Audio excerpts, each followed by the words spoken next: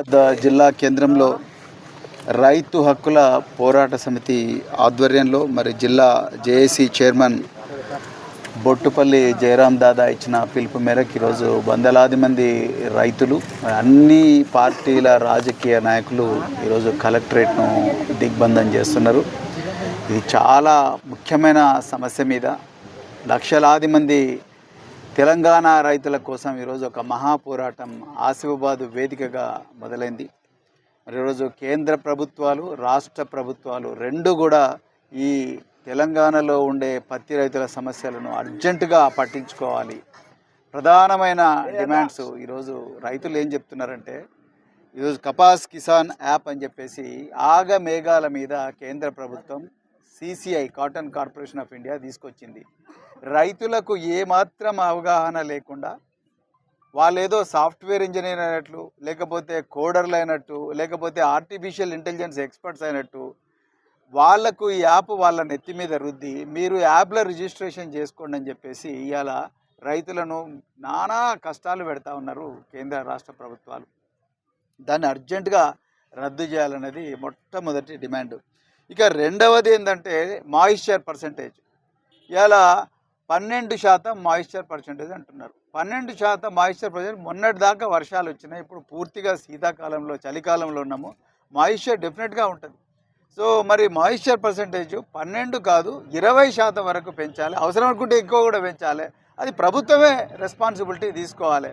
లేకపోతే మాత్రం రైతుల పరిస్థితి చాలా చాలా ఘోరంగా ఉంటుంది. ఇప్పటికే చాలామంది రైతులు ఆత్మహత్యలు చేసుకున్నారు అనేది రెండవ డిమాండ్. అందుకొరకు అర్జెంటుగా రైతుల ఆత్మహత్యలు ఆగాలంటే, పత్తి రైతులకు నష్టం జరగకుండా ఉండాలంటే మాయిశ్చర్ పర్సంటేజ్ అంటే తేమ శాతం ఏదైతే ఉన్నదో ఆ తేమ శాతాన్ని అర్జెంటుగా 12% కాదు 20% వరకు పెంచాలనేది రెండవ ప్రధానమైన డిమాండ్ అనేది జరుగుతూ ఉన్నది.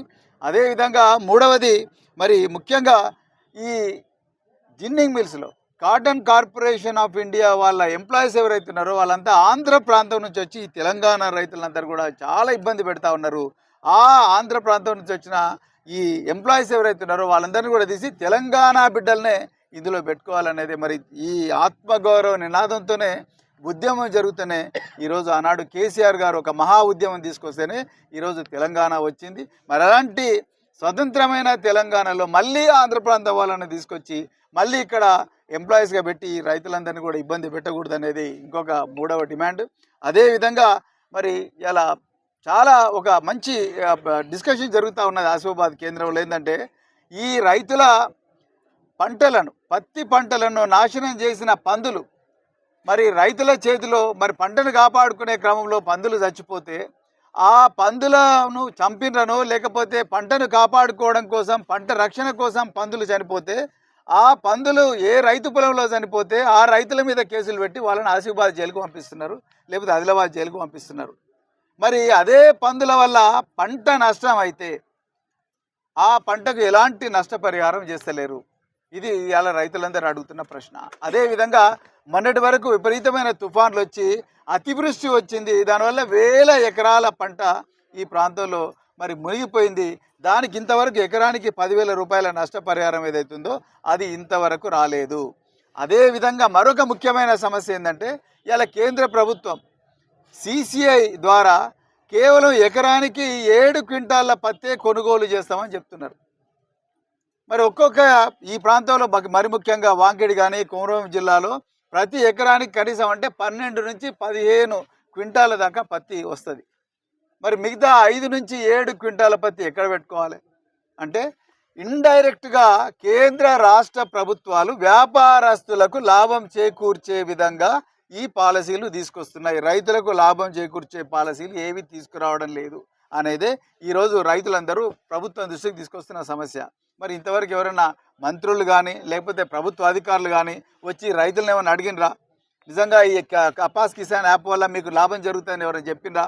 లేకపోతే జిన్నింగ్ మిల్ల దగ్గర రాత్రింబవళ్ళు నిద్ర లేకుండా భార్య పిల్లలను వదిలేసి ఒక్కొక్క బొలేరోను 3,000 రోజుకు రెంట్ కట్టి తీసుకొచ్చి కూర్పాట్లు పడుతూ రాత్రింబవళ్ళు పశువులాగా, మరి పాపం పశువుల కన్నా ఘోరంగా రాత్రింబవళ్ళు రైతులు నిద్రపోతూ ఉంటే వాళ్ళ గురించి ఆలోచించిన నాదుడు ఎవరూ లేరు. మా బాధను అర్థం చేసుకోండి అని చెప్పేసి ఇలా రైతులు వచ్చిండ్రు. ఇలా మొన్న పోయిన సంవత్సరం అయితే ఎంత ఘోరం అంటే పోయిన సంవత్సరం 15 రోజులు CCI సర్వర్లు పనిచేయడం లేదని చెప్పేసి మరి పెడితే రైతులందరూ 8,000 రూపాయలకు అమ్ముకోవాల్సిన పత్తిని 5,000కు 5,500 రూపాయలకు ఇక్కడ దళారులకు అమ్ముకున్న పరిస్థితి. అంటే ఈ ప్రభుత్వాలు దళారులకు న్యాయం చేసేందుకే ఇక్కడికి వచ్చినాయా? దళారులకు న్యాయం చేసేందుకే మరి ఈ ప్రభుత్వాలకు ఓట్లు ఇచ్చినామా మేమని అలా రైతులు అడుగుతూ ఉన్నారు. అదేవిధంగా ఈ ఆత్మహత్యలు చేసుకున్న రైతులకు కనీసం అంటే మరి 25 లక్షల ఎగ్రేషియా ఇవ్వాలని అడుగుతూ ఉన్నారు. మరి ముఖ్యంగా ఈ తెలంగాణలో మరి రైతు భరోసా ఇంతవరకు రాలేదు. మరి రైతు భరోసా రాలేదు కాబట్టి మాకు అర్జెంటుగా రైతు భరోసా కూడా వెంటనే ప్రభుత్వం విడుదల చేయాలి. రైతు రుణమాఫీ 2 లక్షల పైబడ్డ ఎవరైతే మరి అప్పు పైబడ్డ రైతులు ఉన్నారో వాళ్ళకు కూడా వెంటనే రైతు రుణమాఫీ చేయాలని చెప్పేసి కూడా ఈ రైతులు అడుగుతూ ఉన్నారు. మరి ఈ సమస్యలు పరిష్కారం చేసేదాకా ఈ పోరాటం ఆపేది లేదని రైతుల హక్కుల పోరాట సమితి మరి ఈరోజు ధర్నాకు చేపట్టింది. మరి దీనికి భారత రాష్ట్ర సమితి నుంచి కూడా సంపూర్ణ మద్దతు మేము తెలుపుతూ ఉన్నాం. జై తెలంగాణ, జై జవాన్, జై కిసాన్.